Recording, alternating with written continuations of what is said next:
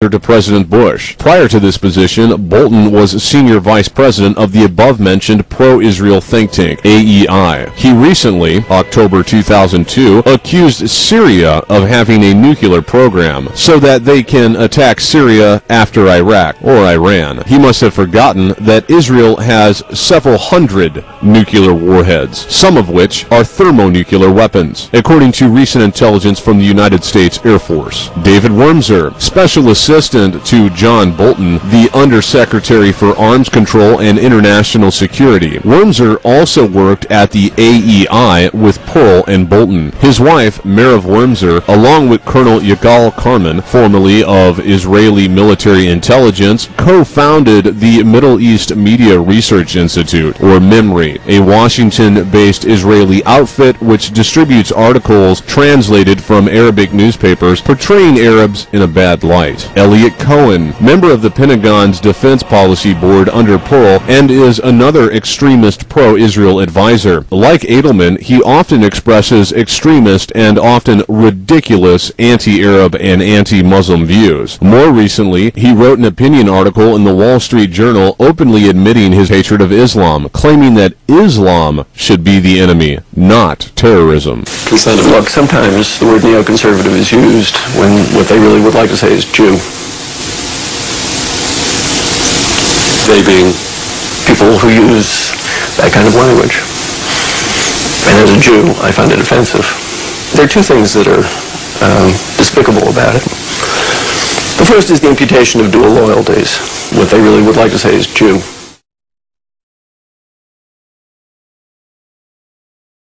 Mel Sembler, president of the Export-Import Bank of the United States, a prominent Jewish Republican and former national finance chairman of the Republican National Committee. The Export-Import Bank facilitates trade relationships between U.S. businesses and foreign countries, specifically those with financial problems. Steve Goldsmith, senior advisor to the president and Bush's Jewish domestic policy advisor. He also served as liaison in the White House office of Faith-Based and Community Initiatives, White House OFBCI, within the Executive Office of the President. He was the former mayor of Indianapolis. He is also friends with Israeli Jerusalem Mayor Ehud Olmert and often visits Israel to coach mayors on privatization initiatives. A number of other dual Israeli citizens serving in our government are Adam Goldman, White House's special liaison to the Jewish community, Joseph Gildenhorn,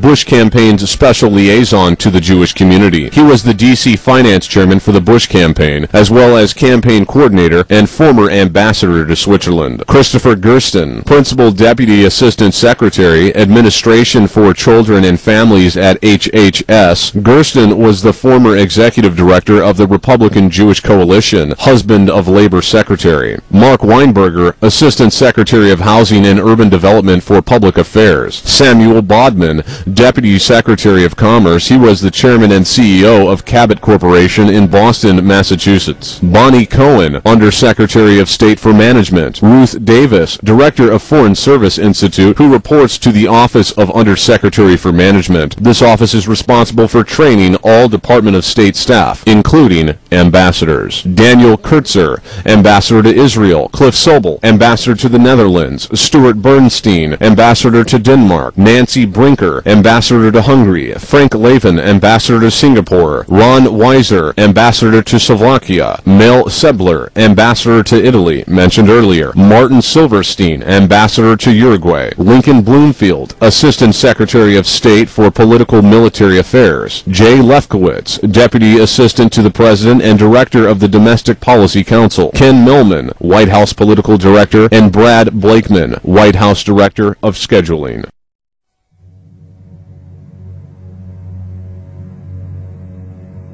Michael Chertoff is now the Director of Homeland Security. Prior to his appointment as Director, he oversaw the Criminal Division of the Department of Justice till July of 2001. He is the man behind the investigation of 9/11, or lack of investigation, as it were.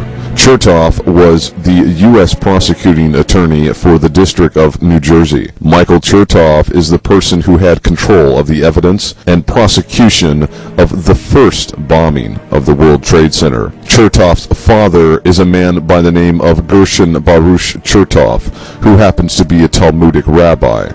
Michael Chertoff's uncle Mordecai is also a rabbi. Michael's grandfather was a very well-known teacher of the Talmud in New York City. Chertoff's sister was the head of Hadassah, the women's branch of the Zionist Organization of America. She went to a Hebrew university before Israel was even a state. The Chertoff family was one of the founding families of the State of Israel. Michael Chertoff's aunt works with the Zionist movement in London, Chicago, and New York City. Chertoff's power over domestic security is enormous at this point. He is the head boss of departments like the TSA, or Transportation Security Administration, U.S. Customs and Border Patrol, U.S. Immigration, U.S. Secret Service, FEMA, and the corresponding detention camps ran by FEMA. U.S. Coast Guard, federal law enforcement, training centers, domestic nuclear detection office, National Cyber Security Center, to name a few.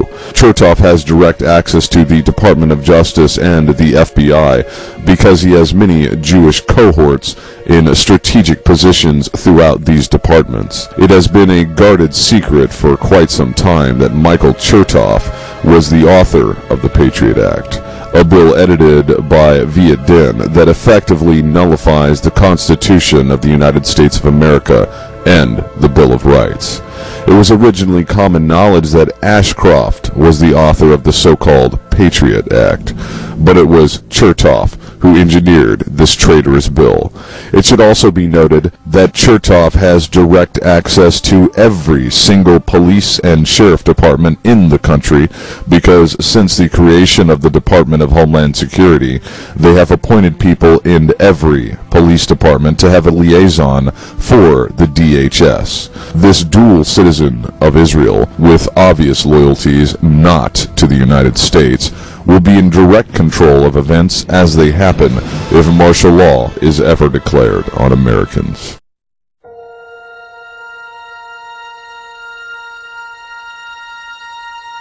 The appointed federal judges Alvin K. Hellerstein and Michael B. Mukasey and the former Assistant Attorney General Michael Chertoff, who now heads Homeland Security, have worked for almost 7 years to hide critical evidence and block discovery of important details concerning the orchestrators of the 9/11 attack. Immediately after the horrific events of 9/11, while the country was mourning, grieving, and beginning to feel vengeful toward the supposedly official culprits, the key players involved in 9/11 were maneuvering in unison behind the scenes to cover all angles of investigation and began building up their damage control infrastructure. The Kenneth Feinberg Group is listed as one of the top 10 supporters of the Jerusalem Institute for Israel Studies for 2004 and 2005.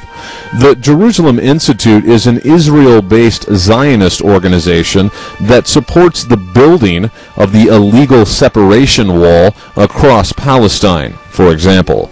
The Feinberg Group also lists as its clients major insurance and reinsurance companies such as Lloyd's of London. These are the companies who stood to lose billions of dollars if 9/11 victims' lawsuits had gone forward. Feinberg was appointed special master by then Attorney General John Ashcroft. Ashcroft, a dedicated supporter of the Jewish criminal mafia and supporter of such groups as Stand for Israel, is today working as a lobbyist for Israel Aerospace Industries, or IAI, Israel's major military aerospace company, which hired the former U.S. Attorney General to help secure the U.S. government's approval to sell an Israeli weapons system to the South Korean Air Force. Kenneth Feinberg set up the Victims' Compensation Fund.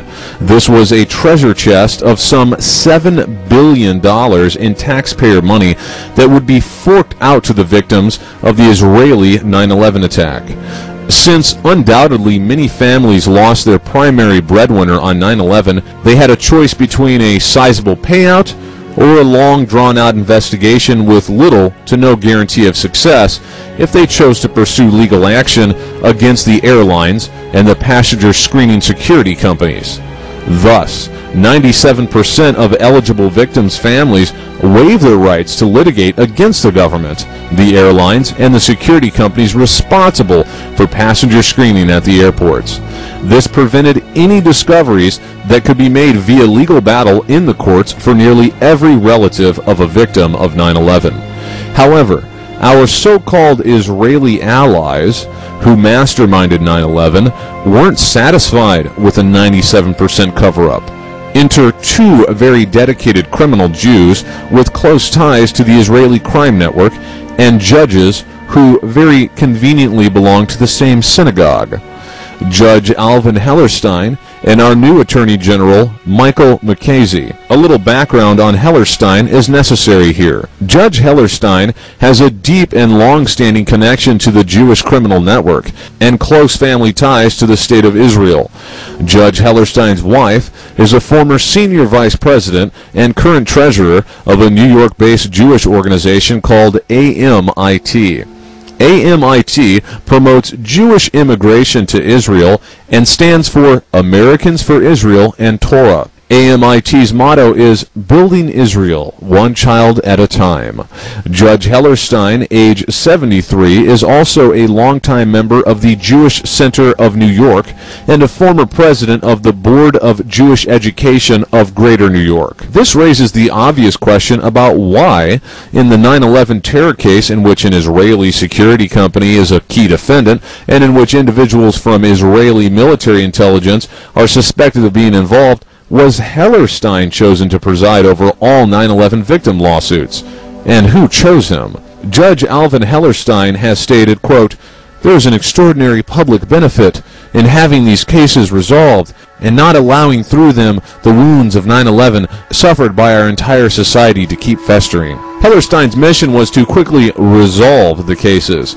The rush to case resolution was to eliminate all threats of legal investigations by means of more payouts. To this hour, not a single plaintiff's day in court to present evidence in a trial has come to fruition. The more persistent and uncooperative plaintiffs have dealt with the special mediator of Hellerstein's court, Sheila Birnbaum, another key Jew. Sheila Birnbaum, the special